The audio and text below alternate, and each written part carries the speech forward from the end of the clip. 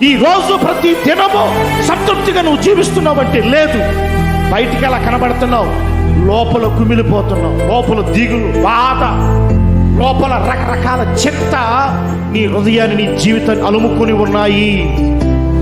బయటికే నవ్వుతున్నావు, నవ్వబాకు, నటించబాకు. ఈ రోజు ఇప్పటికైనా ప్రభు నీతో మాట్లాడుతున్నాడు.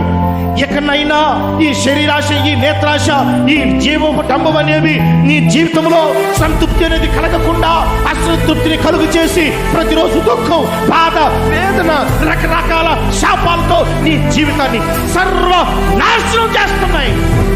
వాటి వైపు చూడకుండా ఈ దినము ప్రభు నీతో మాట్లాడుతున్నాడు. ఉదయమున దేవుని కృపతో నింపబడాలి అంటే ప్రతి దినము లెగవగానే మోకరించి ప్రభు వైపు చేతులు చాపు.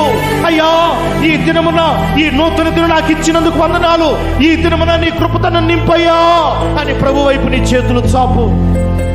ప్రభువుని అడుగు, ప్రభువుకి మొరపెట్టుకో.